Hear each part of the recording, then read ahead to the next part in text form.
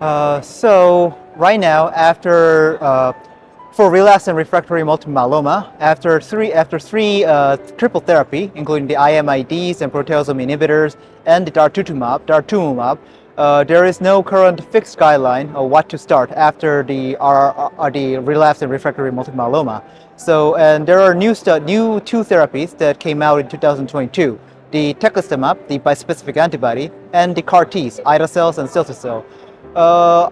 Right now, we don't know which one to use after the multiple myeloma becomes refractory. So that actually motivated me to start this study. And what was the second question? Well, first of all, we need some more period. This is only for 1 year. Unfortunately, this was approved by the FDA after late 2022. So we do not have enough. We will need some more time and more prospective study to confirm these findings. However, after 1 year follow-up, we saw that the overall survival is better in CAR-T, but has a higher risk of cytokine release syndrome in the exchange. So for elderly patient, that part, first when he sent the abstract, the data was cut off until the April. After we follow up until the August, which was presented today, there was no differences for the elderly population. So I would like to correct that. Second question, sorry.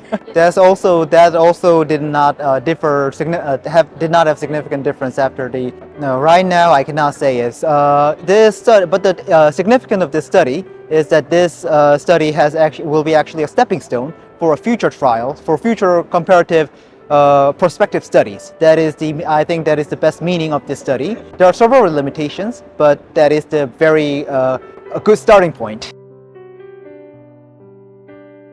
So this is a stratified database, so we were not able to assess if it's a grade 3 or higher. So that is the problem. But if you see the previous trials, the rate of the severe cytokine release syndrome was not that high.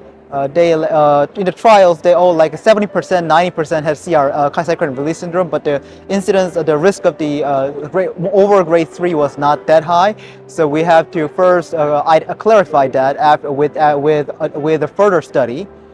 And second, about the overall survival part, we also have to clarify if it's actually from benefit from the efficacy, or if it's from the infection or any other lead time bias, because it really takes a longer time. Because teclistamab is a already made antibody, but CAR-T you have to get it, and it takes like 8 weeks to make the CAR-T for the patient.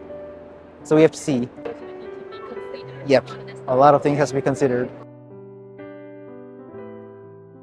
Well, right now, multiple myeloma is incurable. It relapses very commonly. That's to my understanding. I think the further study will be needed to what happens if we use the CAR-T and then teclistamab, or the CAR-T. Those studies will be needed, and also as we also need a further follow-up for this, prospective follow-up for this subject.